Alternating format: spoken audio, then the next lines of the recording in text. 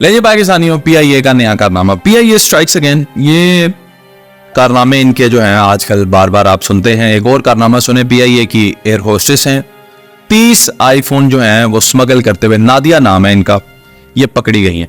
30 iPhone कैसे लेकर जा रही थी? ये जी जनाब अपने जिस्म पे मुख्तलिफ जगहों पे इन्होंने चिपकाए हुए थे 30 आईफोन, और ये लेकर जा रही थी दुबई से लाहौर। अब ये पकड़ी गई, कस्टम हुकाम ने पकड़ लिया, 30 आईफोन जो है वो बरामद कर लिए, तकरीबन करोड़ से ऊपर की ये मालियत है, और ये लेकर जा रही थी, पकड़ी गई। ना सिर्फ ये बल्कि एक और फैमिली भी पकड़ी गई, उनके पास 37 आईफोन, मेकअप की अशिया और भी चीजें थी, वो भी पकड़े गए, और ये 2 वाकयात हुए हैं। अच्छा, अब आपसे सोचने की बात यह है कि ये पहली दफा थी, नादिया ने पहली दफा आईफोन चिपकाए थे और नादिया लेकर जा रही थी और नादिया पकड़ी गई।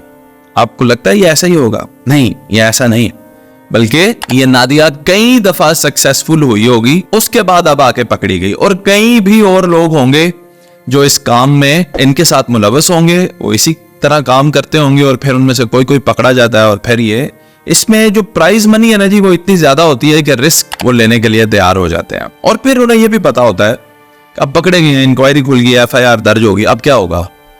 मतलब 30 आईफोन और FIR होगी, अब क्या होगा? इसके लिए कुछ सजाए मौत तो होगी नहीं, तो इसलिए वो कहते हैं चलो ठीक है। असल में पाकिस्तान का जो मसला है वो मसला ये है कि हमें अदारों के ऊपर जो बदएतमादी है वो इसलिए है क्योंकि अदारे इंसाफ नहीं करते।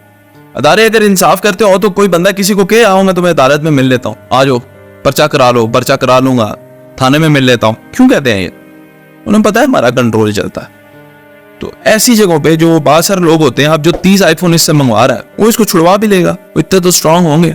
तो ये वाकयात हैं जी, ये हालात वाकयात हैं। इसके बरक्स अगर आप ये देखें कि किसी अंग्रेज की कोई एयरलाइन होती और अंग्रेज एयर होस्टेस होती, तो 99% तो यही चांसेस है कि वो लोग इस तरह के काम में मुलव्वस नहीं होते, सीधे सीधे जाते हैं। ये इब्तिदा से ट्रेनिंग करनी पड़ती है, बच्चों को स्कूल से ये समझाना पड़ता है कि फ्रॉड और इस तरह की एक्टिविटीज में मुलव्वस नहीं होना। हमारा 6ठी क्लास का जो बच्चा होता है ना, वो ये सोच रहा होता है कि मैंने 10वीं पास करके टंकी लगानी। This is the fact. और यही वजह है कि पाकिस्तान के अंदर माशी बदहाली की वजह से लोग इस तरह के काम करते हैं।